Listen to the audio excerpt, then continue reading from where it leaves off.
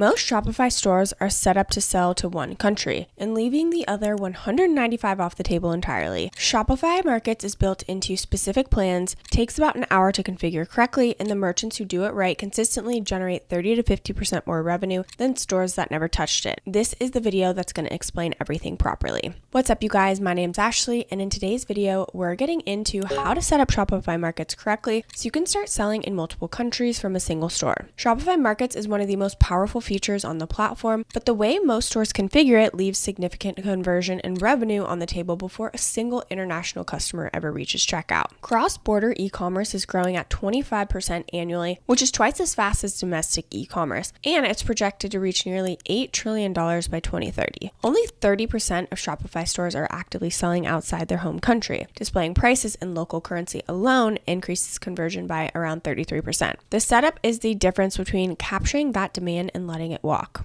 So what Shopify Markets actually is. So Shopify Markets is Shopify's built-in cross-border management tool. It replaced the older currency and language tools and gives you a unified interface for managing every aspect of international selling from a single admin. You don't need a separate store or Shopify subscription or even a third-party app. It's all embedded in one. Each market has its own configurable settings, so currency and pricing, language and translated content, domain or subfolder structure, duties and import tax collection, market-specific product availability, and payment options. You can activate or deactivate individual markets without affecting others. The control is definitely more granular than merchants even realize, which is exactly why the setup actually matters. When you first open Shopify Markets, Shopify automatically creates two markets: your primary market, your home country, and a default international market that groups every other country in the world into one bucket. Most merchants see this, activate it, and move on. And this is a really big mistake in international selling. A single international market means every country gets the same pricing, the same currency conversion, the same shipping rules, and the same tax treatment. That works adequately for a handful of incidental international orders. But it works poorly for serious international selling because the customer experience in Germany, Australia, Brazil, and Japan are all fundamentally different. Different currency expectations, different duty thresholds, different payment preferences, different price sensitivities. Grouping them into one market treats them as identical when they're not. The right architecture is individual country markets for your high volume destinations and regional group markets for lower volume countries. For a US store, your first international market should almost certainly be 3 individual country setups: UK, Canada, and Australia. These 3 offer the best combination of high purchasing power, manageable shipping costs, English language, and established consumer e-com behavior. You want to set them up as individual markets rather than throwing them into the default international bucket. Okay, now here's how to set this up. If you don't already have a Shopify account, we do have a link down below where you can get access to an exclusive 3-day free trial and then just $1 a month for your first 3 months, okay? Once you click that link, all you're gonna do is go in here, type in your email, click next. You'll go ahead and type in a password and go ahead and get logged in. So as soon as you are logged in, you'll go ahead and click on Markets. So as you can see, we've got the US right here. This was just automatically saved. We've got our currency, catalogs, discounts, domain, taxes, online store, checkouts, and accounts, okay? We'll go ahead and go back. We'll go ahead and create an international market, and we're gonna just go ahead and use AI. Let's just start with Australia.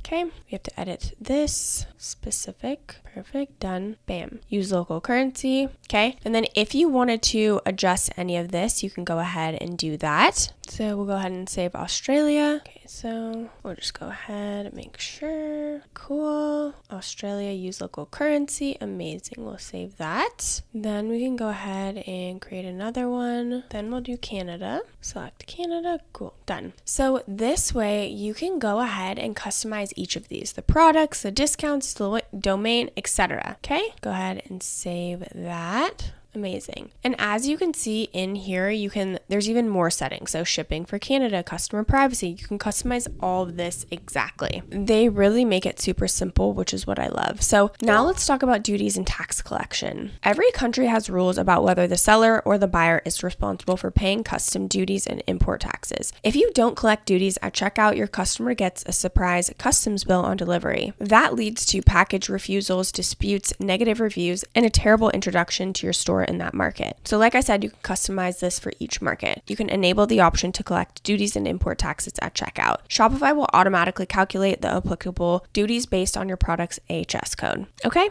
This is going to make your price fully transparent to international customers, which is one of the highest impact conversion improvements for any cross-border store. Now let's talk about market-specific pricing. So Shopify Markets also gives you two pricing options for each market. Percentage adjustments lets you apply a flat markup or markdown from your base prices. For example, 10% higher in the UK to account for additional shipping costs and cross-border fees. Fixed prices lets you set specific prices for each product in each market, giving you full control over regional price points, but requiring more ongoing maintenance as your catalog changes. For most merchants starting with international selling, percentage adjustments are totally fine. Set a markup that covers your additional costs like cross-border transaction fees, currency conversion fees, any additional shipping costs relative to domestic fulfillment, while keeping your price competitive in the target market. You can always move to fixed market pricing later as you understand each market's price sensitivity better. Now, Shopify Markets Pro is a managed cross-border service powered by Global E, available as an upgrade beyond standards market. So Markets Pro handles customs documentations, guarantees landed costs, takes on compliance risks for duties and taxes, supports managed international returns, and provides a border menu of local payment methods per market. The fee structure is approximately 3.25 to 3.5% per transaction plus 1.5% currency conversion fee. For most merchants selling in 1 to 3 international markets at a moderate volume, standard Shopify Markets handles everything well and the fee difference is meaningful. Markets Pro becomes worth the cost when you're selling into 5 or more jurisdictions at high volume. One of the most underappreciated features of Shopify Markets is its automatic tag implementation. So these tags tell Google which version of your page to show to users in each country and language. They're the SEO mechanism that prevents your international pages from competing against each other in search results and just ensures that the right page reaches the right searcher in each market. Shopify generates and implements these tags automatically when you set up individual country markets with their own domain or subfolder structure. This is one of the more technical, complex parts of international SEO, and the fact that Shopify handles it natively is genuinely valuable. Let's dive into the pros and cons. So Shopify's markets advantages are really substantial. One store serves the world without duplicate admin, where currency conversion and localizations are native and well integrated, and the SEO infrastructure for international pages is handled automatically. The conversion lift from local currency display is real and measurable, and individual country markets consistently outperform the lazy single international buckets on conversion metrics. The honest limitation is that good international selling still requires real work beyond the technical setup. Product descriptions need accurate translation for non-English markets. Shipping zones need to be configured correctly. HS codes need to be added to your products for duties to calculate properly. Shopify Markets provides excellent infrastructure.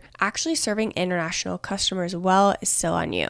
Okay, let's take a look at the different plans and pricing options of Shopify. So after your 3-day free trial and then $1 per month for your first 3 months, they've got a couple different options here. You can pay yearly or monthly. I'm going to go over the annual plans because that's how you're going to get the best price. So the basic plan is $29 per month and it's for solo entrepreneurs. So if you don't need any staff accounts, you're not going to need this. Then they've got the Grow plan. So this is for small teams. It's $95 per month, billed annually. You get everything in the basic, but up to 5 staff accounts. Then they've got the Advanced, and this is for global reach. So if you need to tailor your store by region, this is the plan that you're going to want. This is $360 per month, billed annually. Lastly is the Plus plan, and this is for complex businesses. This is $2,300 per month after you can try it for 1 month for $399. Okay, if your store has consistent domestic sales and you haven't set up Shopify Markets, 100% start today. Begin with the UK, Canada, and Australia as individual markets. Configure local currency for each, enable duties collections, and set your pricing adjustments. Most established stores see really meaningful international revenue within 30 to 60 days of a properly configured market setup. Again, if you want to check out Shopify, we do have that link down in the description below. I do want to mention that these are affiliate links, which means we may earn a small commission at no extra cost to you. So if you do choose to use our links, we just want to thank you so much in advance for supporting our channel. It really helps us to continue to create free content just like this. That wraps up this video. This channel is dedicated to helping you build and scale a profitable Shopify store with clear and honest guidance every step of the way. Don't forget to like, subscribe, and leave any comments or questions below. We'd love to hear from you. Thank you so much for watching, and I'll see you in the next video.